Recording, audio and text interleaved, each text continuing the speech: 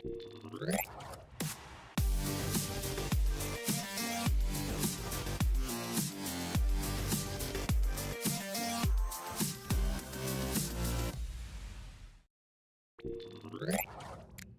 and welcome to another episode of Common Chaos Live with me, Christian Rauchenwald, on this sunny Wednesday afternoon. I hope you all had a great day and a great week so far. As always, before we jump into this episode and hopefully the news and answers that you're looking for, let's get the usual disclaimer out of the way. Everything that I share in this live stream / video is my personal opinion and in no way financial or professional advice of any kind. You should always do your own research, consult certified professionals, draw your own conclusions and make your own decisions. Besides that, don't forget we're using a Q&A mode, which means I'm gonna quickly start the Q&A, which means that at the top of the chat, you can see a message that is called what would you like to know? Submit your questions here. And once you click on that message, you actually can submit your questions to the stream and I will address them once we are through with the regular news and updates. Now, with that out of the way, let's hide this message and let's start with the big topic for today. And that is the two-factor authentication that has been added to Pi Network. Now, maybe you already saw a post, maybe you noticed a blog post. I'm not sure if it's shown in the app. I also forgot to set up my phone for streaming, but we shouldn't need it today anyways. And I've noticed already on Reddit a bunch of wrong comments, wrong assumptions, and so on. There have been a lot of people, a lot in quotes. So almost every time I read a comment about somebody that either had their wallet compromised and then by sharing their passphrase and then all their coins stolen, or that's pretty much it. So the people that have their coins stolen that scream for two-factor authentication. And I think I already addressed it in some of the comments, but there is simply no way to add two-factor authentication to a cryptocurrency wallet. Now, people misunderstand or didn't probably properly read the new announcement. So that says two-factor authentication for Pi migration wallet. Yeah. So that's the crucial part here. So if you read the article, I'm going to share it in the chat as well.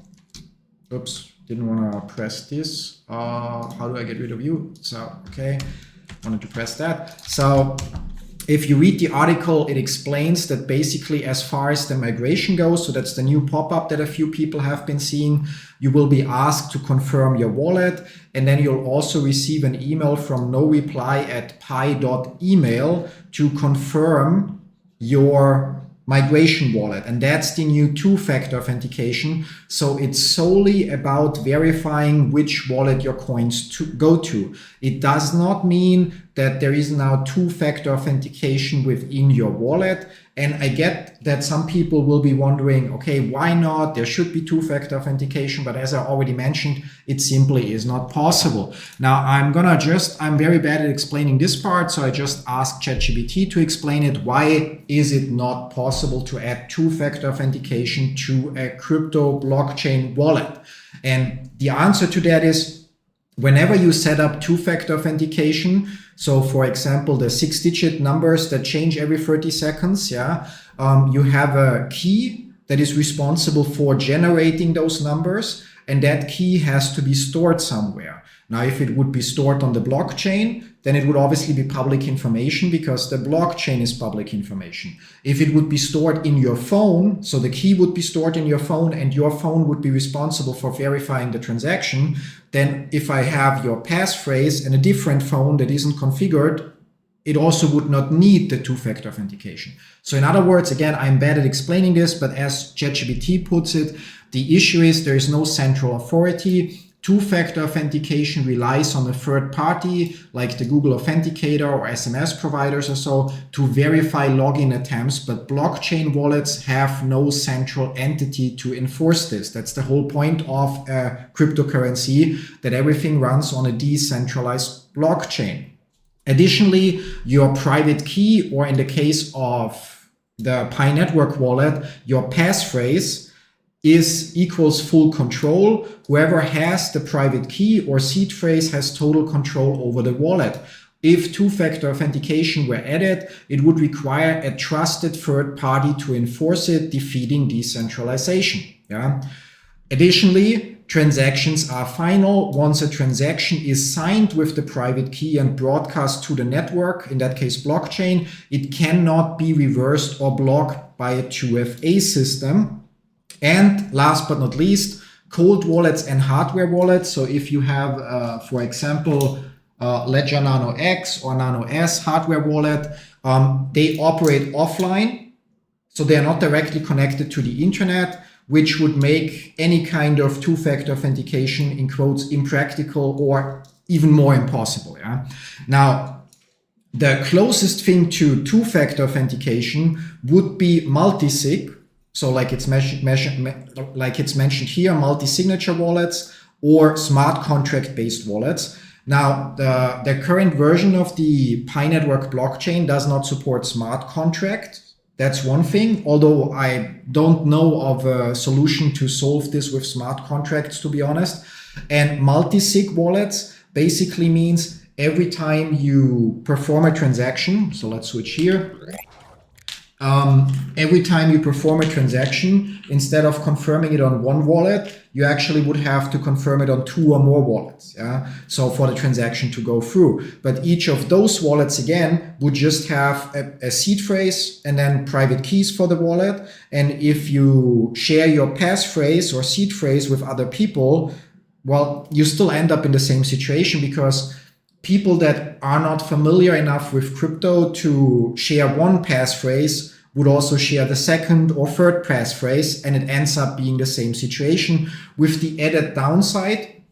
Right now, every user has to keep track of one passphrase, but if there would be multi-sig, then users that set it up would actually have to keep track of multiple passphrases. And since multiple signatures are required, if you lose one of the passphrases, you would automatically also lose access to any coins that is in the wallet where you have the multi-sig set up. So while on one hand, it's obviously good that Pi Network added first the email notification. So if the wallet, thank you, sweetie. What would I do without my better half? Yeah. So while on one hand, it's great that Pi Network added two-factor authentication for the migration steps. So first they added the email notification that basically if you or somebody else accesses your account and changes the wallet address in step number 3 of your mainnet checklist, you will receive an email. But additionally now they actually added the two-factor step that you have to confirm that change. So you actually get informed about something changed. If you did it, it's great. You just click on yes. If you didn't do it, you click on no, and then you obviously go into your account, update your password, update your email, and so on to make sure that whoever figured out your username, email / password does not have access anymore. And then you just make sure that the right wallet is still configured in step number 3, step number 6. But on the other hand, as many people are now in quotes celebrating that finally there is two-factor authentication, I have to disappoint them. It's again only two-factor authentication for the migration step because, as I've tried to explain, but I'm, as I said, really bad at it, and ChatGPT explained better, there is technically no way to add two-factor authentication to a cryptocurrency wallet, even if there were. So even if you have your, I don't know, OKX wallet and your OKX wallet has Face ID or something else, yeah. The moment I know your passphrase, I can just put it into a wallet that doesn't have this and I still have full access, because for the blockchain, the only thing matters is that I sign the transactions with the correct private key, and that private key I get by knowing the passphrase. Yeah. So that's about that. So one thing I wanted to share today because it's like fresh news. I recommend, if you have the time, read through the posts. You understand exactly how that two-factor authentication for the migration process works. The blog post, by the way, also covers the coins that were moved back into, or the migrations that were undone. And it also explains why some pioneers now have a lower transferable balance than before. That's because what you see as transferable balance right now in the UI is a pessimistic estimate, whereas only once the coins get migrated are the actual calculations performed that take a little bit of time to determine how much of your coins are verified and will be migrated. With that, now, hi Santi, great to have you here. Hi Yosar. Quick reminder to submit a question. Please use the Q&A function at the top of the chat. It says, what would you like to know? Submit your questions here. Click on that, and then you can submit your questions, and I will address it then in the next step. Now, was there something else? Yes, this, but we're going to address that later. That's also interesting. Also interesting, I'm gonna look into that. Also interesting. Yeah. So All For Us asked, didn't ask, but sorry, I have to switch here. 1 second. Questions. That's actually something I wanted to look into, but haven't yet. Yeah, so not fully. So All For Us asks, Teltlk provided an update that says, okay, I'm going to read it the way it is. An update on Teltlk's transactions involving Pi and USDT will be released soon. Given the previous freezing issue with the company's coin, is it still worth it, or is it worth doing? Teltlk also announced, I'm going to bring our Discord here. It's really a great place to stay updated once I find it. Yeah, so if we drag it over here, one of our community members shared in the Pi Network channel on our Discord that Teltlk actually says they will launch a Visa card for PiCoin and USDT payments. Maybe you mean exactly that, yeah? Well, first of all, they haven't completed Pi Network's KYB verification yet. So while this would be positive, well, I have to share my screen again, yeah. So here in our Discord, in the Pi Network channel, Pi Network channel, Christian Rauchenwald Discord server, you can see that Prosper, I think, yeah, so shared the news. Let's just make it full screen. Still doesn't show the full name, yeah. Great, yeah.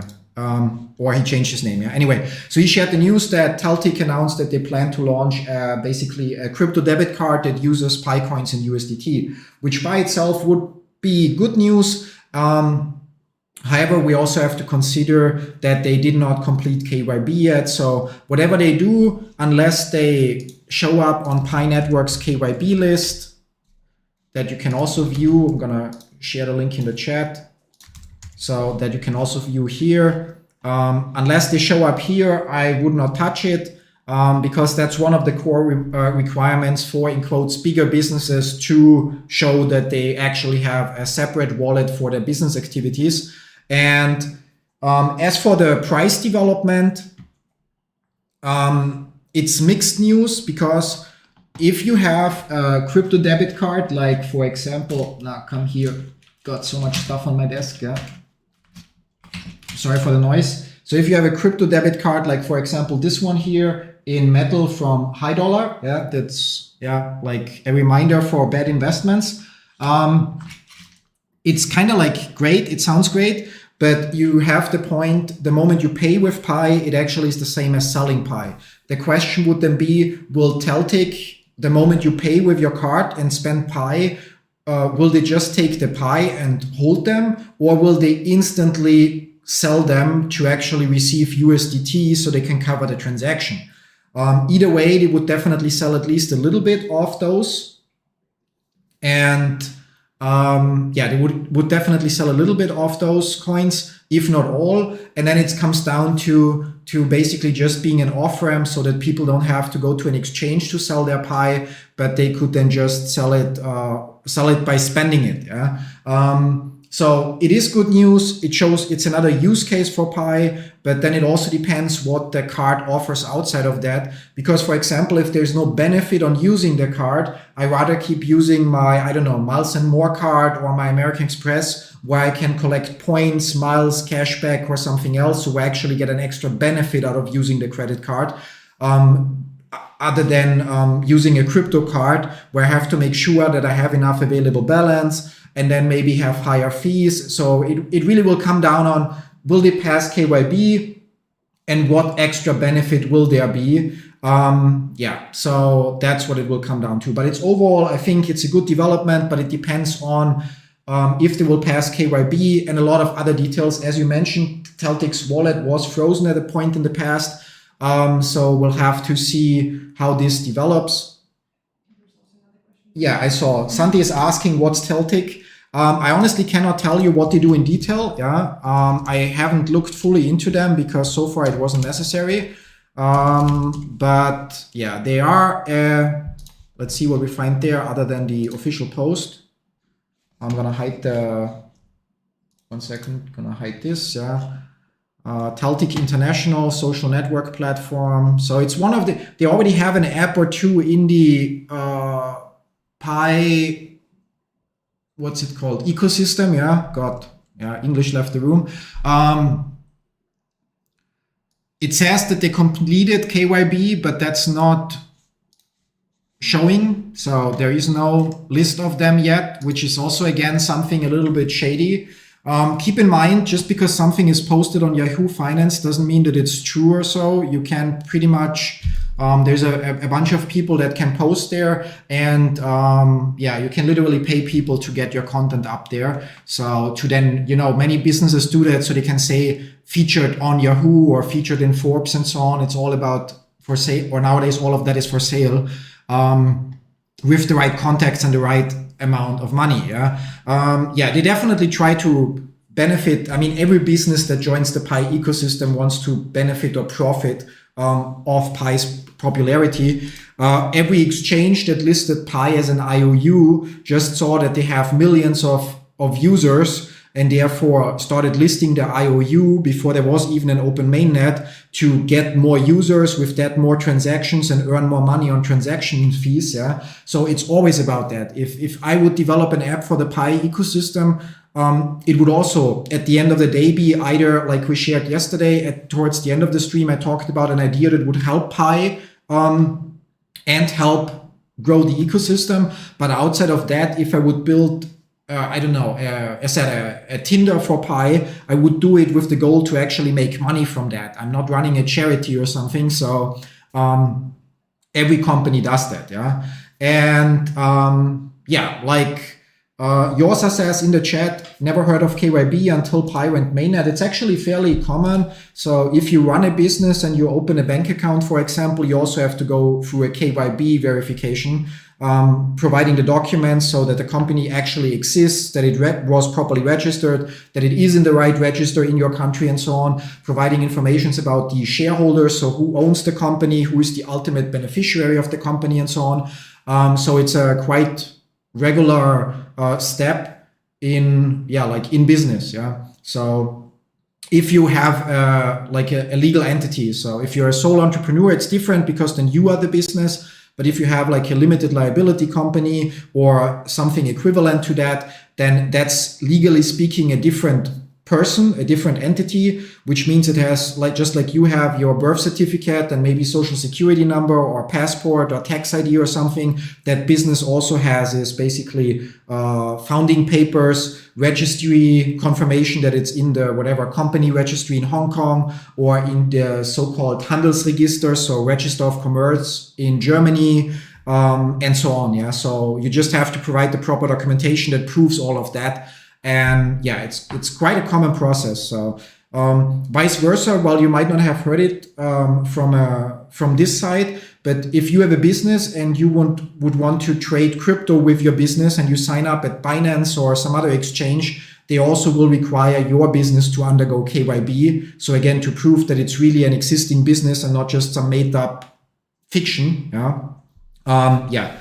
But that's that. Since we're on the topic, have you used so I have to select it here.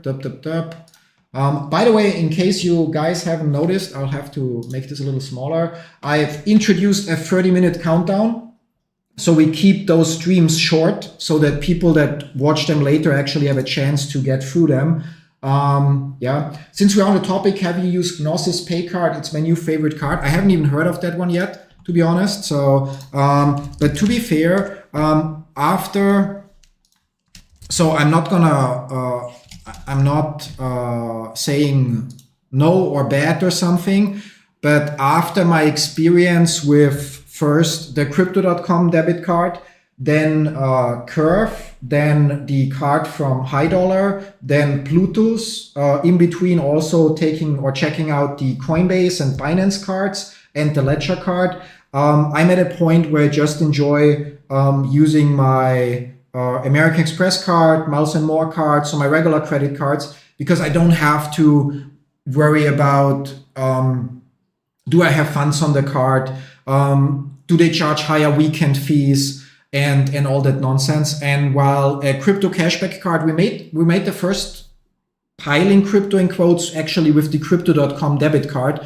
So just using the crypto.com debit card, charging it with euro, paying with it, and getting CRO in cashback back then in, I don't know, 2018, 2019. And then obviously that was at a time where then after that the value of CRO increased. So we made a decent amount of money with that at some point.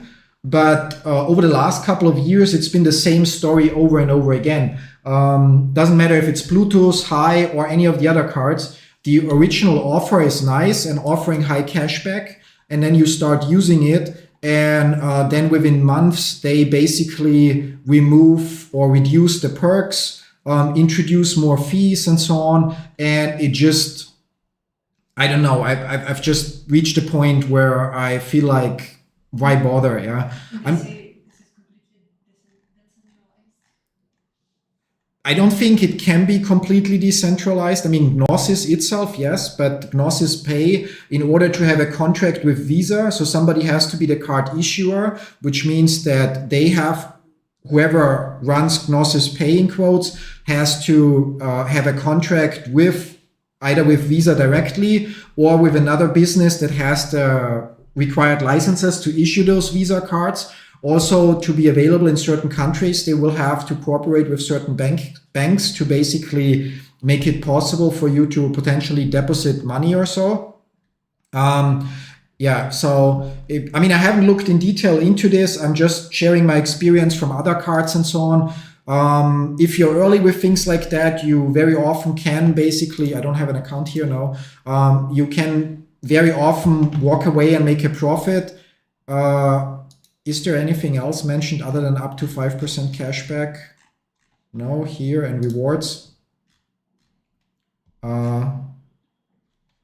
So, okay, you have to, if you have the NFT, you get more cashback. You see, and that's basically what it comes down to. It always is the same thing. You have to stake something or buy some coin or token, and that you have to do it to get cashback. Now, you get the cashback in the same token, which is by itself already a problem, because maybe you have to lock it up, maybe you don't. I don't know it in this case, yeah. But everybody that then gets the cashback just sells it, because that's why you want to get it. You want to get cashback so you can sell it, which means while initially when people rush to get that card, the price gets driven up. Let's check out CoinMarketCap and GNO real quick. Yeah. So initially it drives up the price. Yeah. So initially it drives up the price. I mean, that's a daily chart, monthly chart, still it's going down. But now when more people jump to get their card, more people will buy their 100 GNO, which costs, okay, maybe 100 is expensive, yeah, but will try to buy some to increase their cashback. Rich people will instantly look into the limits of the card, so how much can they spend with it, and they will just buy the 100 GNO, and then they will just max out the card every month, so based on the conditions, to get the maximum on cashback, and will instantly sell it. And eventually it reaches a point where no new users sign up because you reached all the people that are willing to get the product. And then everybody gets their cashback and just starts selling. And then the chart does something like this, for example. I mean, there are a lot of bad decisions also involved with Bluetooth, yeah. And then you have your 100 GNO that you bought for $13,000. And maybe they have to be locked up, maybe they don't. I don't know it in this case, yeah. And you just see how that loses value. So I'm not a fan of those cards in general. I used to be a huge fan. I'm not anymore, simply because for every one of those cards so far, it's like half a year, it's going great. And then you can just watch your money lose value, and your rewards being slashed or the requirements being increased and so on. So there are enough precedents, Crypto.com, High Dollar, Bluetooth, to name just 3 of the most popular ones. And all of them in the end basically screwed the user base because the models that they had are not sustainable. And that's that. Now we still have 5 minutes left in today's stream. Don't forget, you can submit your questions up here. Other than that, what I wanted to share, it's actually fitting. No, not here. No, not this one. Where's crypto.com? Crypto.com. Am I blind now? There. Yeah. So somebody shared on the crypto.com Reddit, maybe the post got removed by now, basically why crypto.com in quotes is a scam. And it explains exactly, it covers that the CEO of crypto.com had a previous company that didn't make it and was just a knockoff and had to declare bankruptcy, blah, blah, blah. Then they made a pre-sale selling Monaco, which was an Ethereum-based token and promising a crypto debit card. Then using some of the 26 million that they got from that ICO to actually, so they spent 12 million on the domain crypto.com, then suddenly announcing a new token called CRO with 100 billion supply, then screwing over the Monaco holders by forcing or only offering them to swap their MCO for CRO at suboptimal rates. Then launching the crypto card with CRO with originally high benefits, forcing people to stake and lock up their CRO, then doing that staking, already slashing the rewards while people can watch their coin decline. At some point, they burned 70 billion of their tokens, so in 21, which was a positive sign. And now recently they made a vote, which we talked about, I think yesterday as well, to basically reissue those 70 billion. And while almost every single vote went against it, crypto.com themselves holds 48% of the vote, and only 70% of validators voted, which means their 48% vote was enough to be a majority. And with that, they will just introduce another 70 billion worth of coins to basically give them access to 5 billion worth of capital, while at the same time hugely devaluing the CRO that every person or every user holds. And the conclusion of this post is, or that guy at least assumes, that they only do that because they're running out of cash, and that this is basically a workaround for them because the CRO don't cost them anything. So they just sell it basically again to users, and with that stay solvent, especially considering that crypto.com also stopped providing proof of reserve statements and so on. But the point is, in the past, crypto.com first, then Plutus, in between High Dollar that screwed up even more and screwed the users over even bigger. All of those projects that came with a crypto debit card eventually screwed their users. Last but not least, we have, how much time do we have left? I can't see the timer, 2.5 minutes, so no new questions. Last but not least, there was one more thing. Domain auctions, which do we pick? Let's pick the domain auction. So check PiScan. So PiScan.io apparently, we'll see if we can find it real quick, also added new statistics for the domain auctions. There have been 104,614 bids so far, and a total of 2.9 million in bids with an estimated value of $3.3 million. And the highest bid so far is 30,000 Pi, so more than $30,000. You can see that the standard bid below 100 Pi is 95 or almost 96% of bids. And then you can see that there are only 5 bids above 10,000 Pi. You can see which account bids how much, but sadly we can from here not see for which domains. But yeah, it looks like there is some money going to change owners with the Pi domain system. I'd be curious to see if there will be a metric that will show how many bids get canceled in the last couple of minutes or hours. Because as we talked about previously, if you submit a 10 Pi bid for a domain and then a friend of yours submits a 30,000 Pi bid, although they need to have those Pi, of course, then they could, at the end, in the last couple minutes, just cancel their bid, which makes your low bid the highest one. And if that doesn't trigger the 24-hour extension, this would be kind of like a loophole to prevent bidding wars and secure domains very cheap.